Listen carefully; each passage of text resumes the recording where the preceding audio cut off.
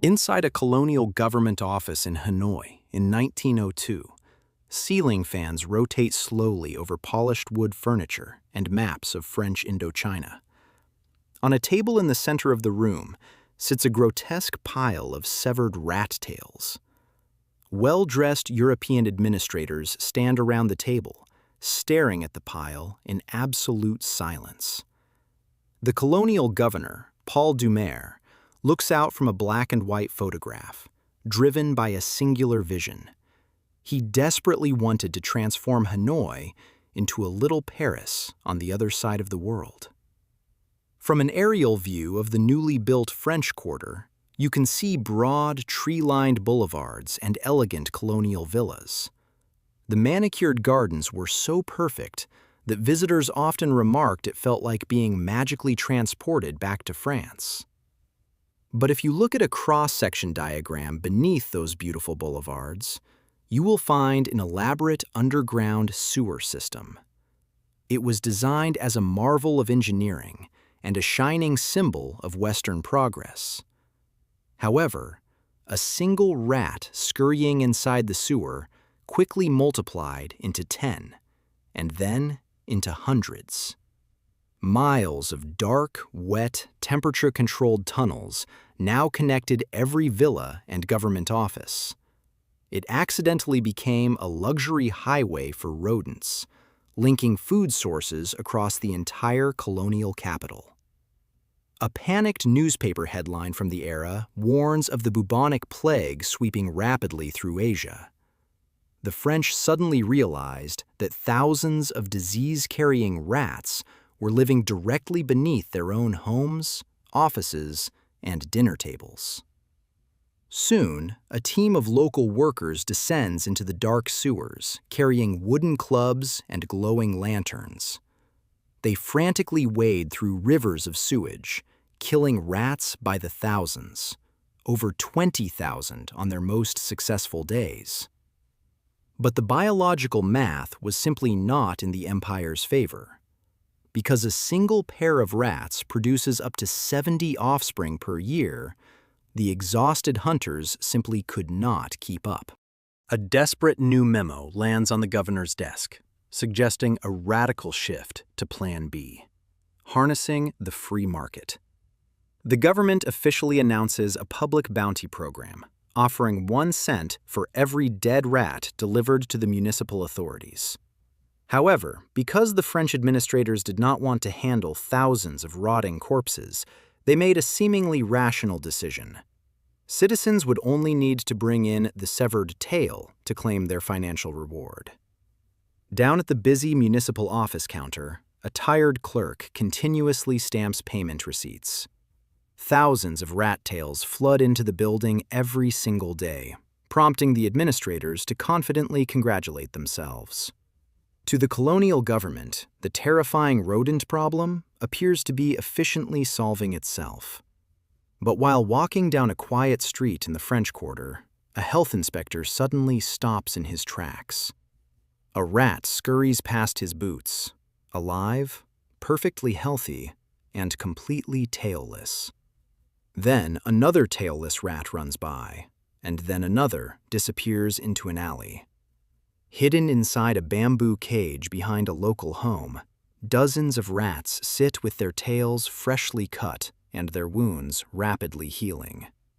The local rat catchers had also done the math, realizing a dead rat is only worth 1 cent exactly once.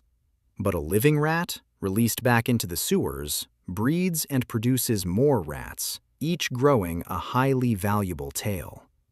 A dead rat is merely a transaction, but a living rat is a brilliant, renewable income stream. Pushing through thick vegetation on the muddy outskirts of Hanoi, the health inspector discovers something that makes his blood run cold. He finds sprawling, organized rat farms operating openly in broad daylight.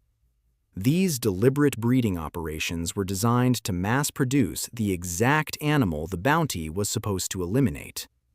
The French Empire was not reducing the rat population at all.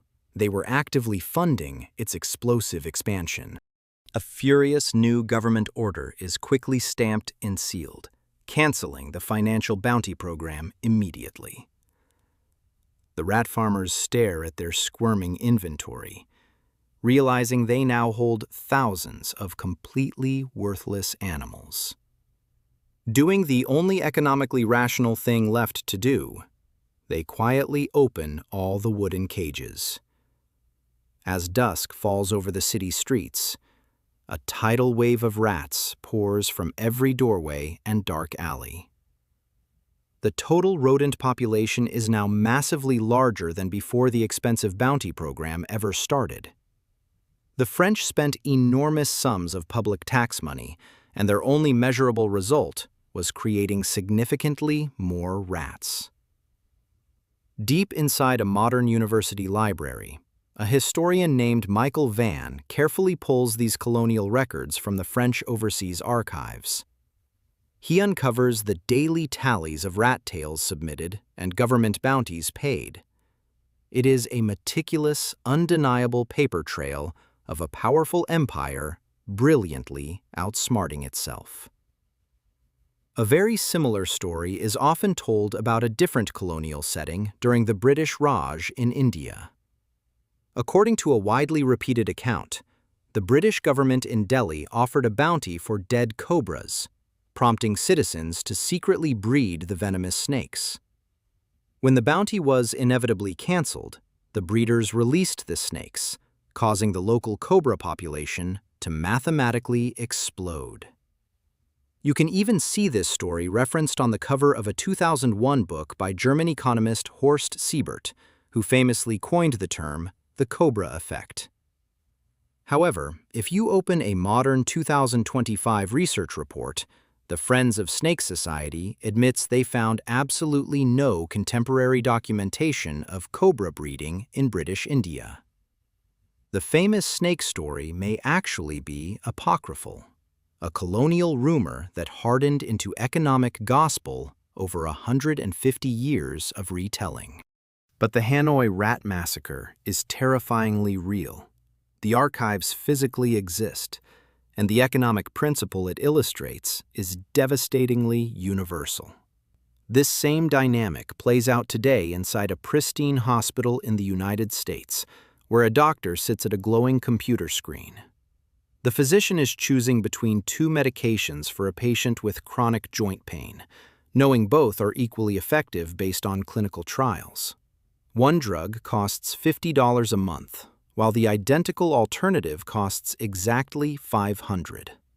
But right beside the patient file on the screen sits a complex Medicare reimbursement table. Because the medical system reimburses doctors a percentage of the drug's total cost, the physician has a direct financial incentive to prescribe the $500 option. They do this not because it heals the patient better, but strictly because it pays the clinic better. Later, standing at a brightly lit pharmacy counter, the patient unknowingly picks up the massively expensive medication. She has absolutely no idea a $50 alternative exists, meaning her personal copay is drastically higher than it needs to be. The insurance company absorbs the remaining cost, passing the financial burden to every other policyholder through rising premiums the very next year. Looking at a line graph of U.S. healthcare spending over the last 2 decades, you can see the red curve climbing relentlessly upward. A system originally designed to ensure access to the best treatments accidentally created a massive incentive to default to the most expensive ones. Billions of dollars are redirected annually by a single misaligned incentive, proving that the proverbial cobras are actively breeding in the pharmaceutical supply chain. You can also find this exact glitch inside a quiet university professor's office, surrounded by floor-to-ceiling bookshelves and stacks of academic journals. The professor stares at a computer screen displaying publication metrics, knowing these specific numbers dictate tenure, promotion, and academic prestige. Imagine a printed research paper being physically cut into tiny sections with sharp scissors, representing a real academic practice called salami slicing. Instead of publishing one meaningful study with a coherent conclusion, the professor divides the data into 5 much smaller research papers. Each new paper is intellectually thinner and less significant, but each counts as a completely separate publication on a glowing digital resume. A flurry of secret email exchanges between researchers on 3 different continents reveals the existence of academic citation cartels. These are informal agreements where scientists vow to cite each other's work in every single paper, regardless of actual relevance. As each fake citation boosts their global ranking, the vanity metrics artificially rise, while the actual science does not improve one bit. Worse still, a brightly colored website for a predatory journal uses stock photos of laboratories to promise peer review in exchange for an $800 fee. A desperate researcher submits a paper generated entirely by software, and it is instantly published without any meaningful human review. The incentive that was historically designed to reward brilliant scientific discovery now simply rewards the mass production of paper. Perhaps the most catastrophic example occurred at a sprawling chemical plant in a developing country. Massive steel tanks stretch across the industrial complex as towering cooling pipes release steam into the humid sky. The facility manufactures a common refrigerant used in air conditioning systems worldwide. In 2005, a United Nations document established the Clean Development Mechanism, a global program designed to aggressively reduce greenhouse gas emissions. According to a detailed financial table within the treaty, companies that destroy highly polluting byproducts receive valuable carbon credits to sell on international markets. One specific entry is heavily highlighted, offering an extraordinarily high bounty for destroying a highly potent greenhouse gas created during the refrigerant manufacturing process. Inside a cramped factory manager's office, a whiteboard covered in rapid calculations reveals a dark economic truth. The manager realizes that producing more of the basic refrigerant naturally creates more of the highly toxic, heavily rewarded byproduct. Because destroying that byproduct earns massive carbon credits, the pollution bounty suddenly becomes far more valuable than the actual factory product. A production chart on the office wall shows industrial output sharply increasing, completely disconnected from any real market demand for air conditioning. This flooded developing markets with artificially cheap refrigerants, massively increasing the global environmental footprint. A well-intentioned UN program designed to heal the atmosphere was actively funding the aggressive expansion of a greenhouse gas supply chain. By the time European Union politicians sat in a grand parliament chamber to vote on suspending the credits in 2013, the severe damage was already done. Hundreds of millions of dollars had already been paid to giant corporations for solving a global problem they were intentionally manufacturing. A smaller but equally absurd version of this glitch appeared at a military base in the dense pine forests of Fort Georgia. Feral wild pigs were aggressively rooting through military equipment areas and completely destroying the training obstacle courses. In 2007, base commanders announced a public bounty offering exactly $40 for every severed pigtail turned in by local hunters. However, a wildlife biologist's field report published 12 months later revealed that the feral pig population on the base had actually increased. Clever hunters from surrounding counties were secretly trucking live pigs straight onto the military base just to collect the lucrative bounty. This same opportunistic human nature is visible under the harsh fluorescent lighting of a modern police evidence room. A long folding table is covered with firearms ranging from rusted revolvers to barely functional, clearly homemade weapons.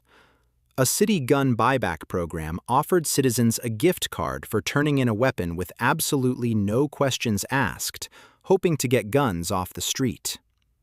But inside a quiet garage workshop in a nearby suburban home, a man operates a glowing 3D printer.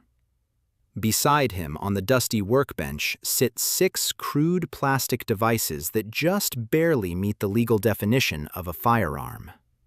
Costing only $30 in plastic material, these objects were specifically manufactured to be traded for over $1,000 in police bounties.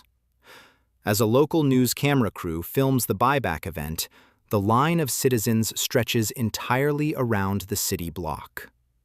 While some carry genuine weapons, others awkwardly hold shopping bags completely full of freshly printed plastic. If you look at a large whiteboard inside a modern policy institute, you can clearly diagram this destructive economic pattern. A well-intentioned authority designs a simple financial incentive, failing completely to anticipate human creative optimization.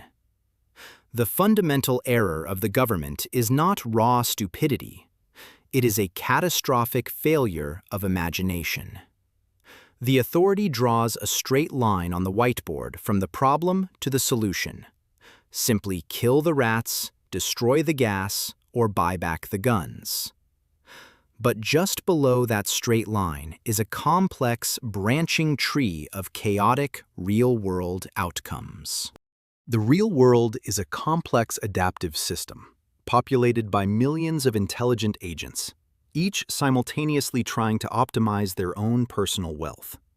Injecting a new financial incentive into this chaotic system is like dropping a heavy stone into a quiet pond. The resulting ripples interact with every other ripple in the water in ways no politician could ever accurately predict. Before launching any new policy, a smart team gathering in a corporate conference room should always conduct a strict pre-mortem. A consultant standing at the glass whiteboard must ask the most critical question. How would the most self-interested person creatively game this new system? The planners must discover the cheapest, fastest way to collect the cash reward without ever actually solving the underlying problem. A second crucial principle is to align the financial incentive strictly with the final outcome, not the mere activity.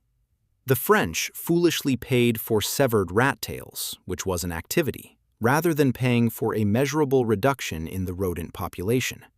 The subtle difference is exactly the difference between funding a real solution and aggressively funding the simulation of a solution. The human brain constantly craves one clean fix, but relying on a single magical metric or lever is a dangerous cognitive bias. We must always monitor the system for the Cobra, because any carefully designed incentive will eventually produce dark, unintended behaviors. The real question is not whether this exploitation will happen, but exactly how quickly the authorities will notice. As warm light spills from the windows of colonial villas onto the streets of Hanoi, a completely tailless rat runs silently along the gutter. Somewhere right now, within an economic system near you, someone is already cutting the tails off the rats and quietly releasing them back into the sewer.